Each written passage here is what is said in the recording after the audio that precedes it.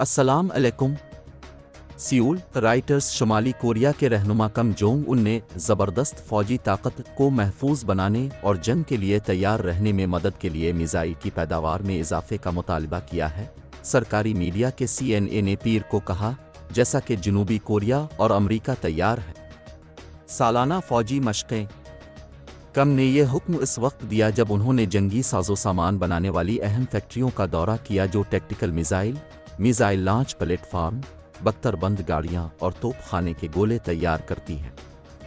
इसका फील्ड मुआयना हथियारों की फैक्ट्रियों के दौरों के सिलसिले में ताज़ा तरीन था, जहां इसने बड़े पैमाने पर हथियारों की तैयारी का हुक्म दिया था और जनूबी कोरिया और अमरीका की जानिब से सालाना फ़ौजी मशक़ें शुरू करने से कुछ दिन पहले आया था, जिसे पियांग जंग की मशक़ के तौर पर देखता है।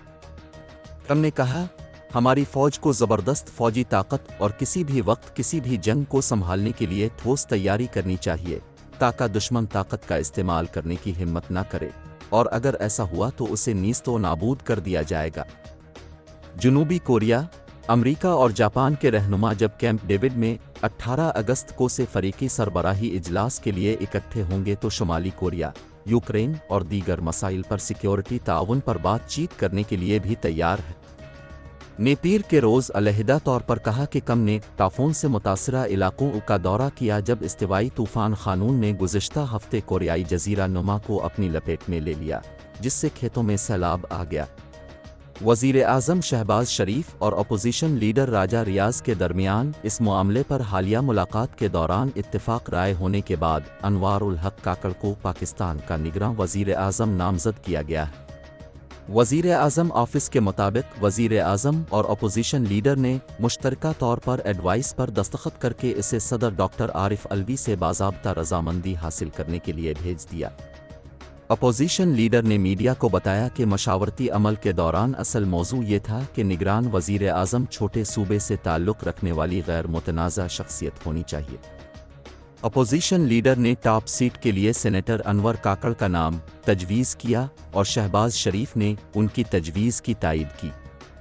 नौ मुंतखब निगरान वज़ीर आज़म का ताल्लुक़ गुर्बत और तशद्दुद से मुतासरा सूबा बलूचिस्तान में सबसे कम तरक्की याफ्ता खित्ते से है, जो आम तौर पर मादनी वसाइल, तेल, गैस और सोने के ज़ख़ायर में हीरा फेरी के हवाले से मरकज़ की जानिब से शदीद शिकायत का मरहून मिन्नत है, जिससे बलोच अवाम को बहुत कम फ़ायदा होता है।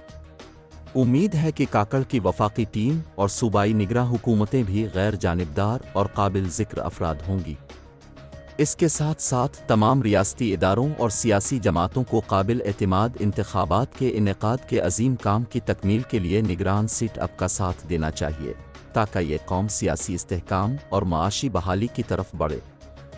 यरूशलम राइटर्स इसराइल ने इतवार के रोज़ फ़लस्तीनियों के लिए नए सऊदी एलची के लिए यरूशलम में सिफारती अड्डे को मुस्तरद कर दिया, जिसकी तकर्री इस वक्त हुई है जब वाशिंगटन रियाज के साथ इसराइल के रस्मी ताल्लुकात उस्तवार करने की कोशिश कर रहा है।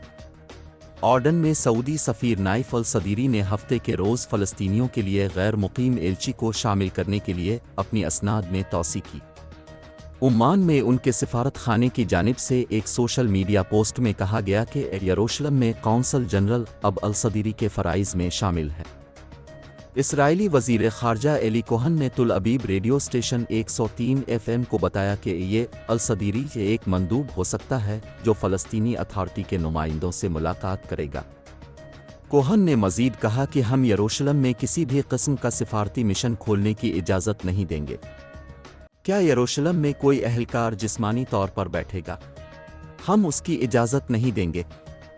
इसराइल की सख्त दाएं हुकूमत ने सऊदी अरब के साथ मामूल पर आने वाले मुआहदे के एक हिस्से के तौर पर फ़लस्तीनियों को अहम बुनियाद फराहम करने के किसी भी इम्कान को मुस्तरद कर दिया है, जबकि कोहन ने कहा कि अल सदीरी की तकर्री इसराइल के साथ मरबूत नहीं थी, लेकिन इसने मामूल पर आने के इम्कानात से एक मुमकिना रब्त देखा।